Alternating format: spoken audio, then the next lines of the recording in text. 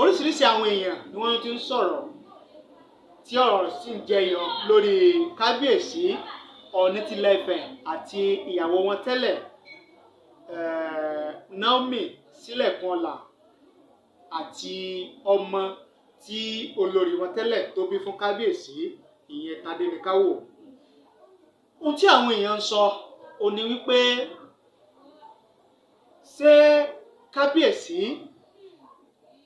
níṣe tí wọ́n fẹ́ olórí tuntun tí wọ́n gbé Olori Mariam Ajibola Ogunwusi sí ààfin, ṣé kábíyèsí ṣé wọ́n gba ọmọ wọn padà ìyẹn Tadenikawo lọ́wọ́ olórí àná Naomi Sílẹ̀kùnọlá àbí wọn ò ní gbà á? Ṣé olórí àná Naomi Sílẹ̀kùnọlá ṣé wọ́n fi ọmọ wọn Tadenikawo ṣé wọ́n yọ̀ǹda rẹ̀ fún kábíyèsí Ọọ̀ni tilẹ̀ Ifẹ̀ láti máa lọ tọ́jú rẹ̀ láàfin? Àti wípé tí kábíyèsí tí wọ́n bá béèrè ọmọ wọn ọmọọba Tadenikawo lọ́wọ́ olórí àná Naomi, tí olórí àná Naomi tó bá yọ̀ǹda Tadenikawo fún kábíyèsí Ọọ̀ni tilẹ̀ Ifẹ̀ láti lọ máa tọ́jú rẹ̀ láàfin, ta ló fẹ́ máa tọ́jú rẹ̀? Ta ni kábíyèsí? Ta ni wọ́n gbé fún? Ta ni wọ́n gbé Tadenikawo fún láti máa tọ́jú rẹ̀?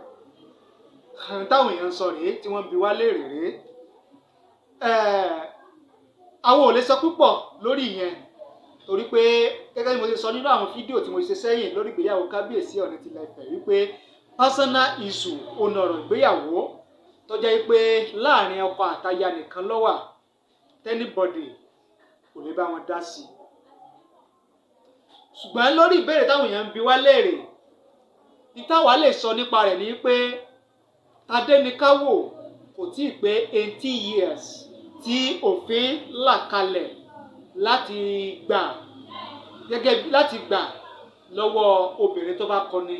Kábíyèsí Ọọ̀ni tilẹ̀ Ifẹ̀ lábẹ́ òfin wọn ò lè yọ̀ǹda Tadenikawo fún kábíyèsí látàrí pé Tadenikawo kò tíì pé ọmọ ọdún 18 years.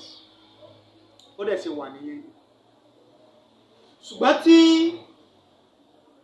olórí àná Naomi Sílẹ̀kùnọlá tó bá fínúfíndọ̀ yọ̀ǹda Tadenikawo tí ṣe ọmọọba Ọọ̀ni tilẹ̀ Ifẹ̀ tó gbé sọ́dọ̀ tó bí fún kábíyèsí Ọọ̀ni tilẹ̀ Ifẹ̀, tó bá fínúfíndọ̀ yọ̀ǹda rẹ̀ àti tọ́jú Tadenikawo kò mọ̀ ní nira. Lára tí àwọn èèyàn ń bi wá ni pé tí olórí àná tó bá yọ̀ǹda Tadenikawo fún kábíyèsí Ọọ̀ni tilẹ̀ Ifẹ̀ láti gbà sọ́dọ̀ láti máa tọ́jú rẹ̀, ṣé olórí tuntun Olori Mariam Ajibola Ogunwusi ṣé yóò gba Tadenikawo tọ́? Tó bá gbà tọ́ ṣé yóò tọ́jú rẹ̀? Ṣé yóò ṣìkẹ́ rẹ̀ gẹ́gẹ́ bí ọmọ ọba, gẹ́gẹ́ bí ọmọ rẹ̀ láàfin kábíyèsí Ọọ̀ni tilẹ̀ Ifẹ̀? Ṣé èyí kò tún ní fa wuyewuye míì láàrin kábíyèsí Ọọ̀ni tilẹ̀ Ifẹ̀ àti olórí tuntun Mariam Ajibola Ogunwusi? Òun náà ni aníkàbí ẹ̀yin tẹ́ ń wò wá tí ẹ̀dẹ̀ ń gbọ́ wa lórí ìkànnì Otasansan TV lórí. Ẹ jẹ́ ká mọ ìwòye tiyín, ẹ jẹ́ ká mọ èrò tiyín lórí eléyìí. Ẹ bá wa sọ̀rọ̀, ẹ kọ́mẹ̀ntì nísàlẹ̀ fídíò yìí.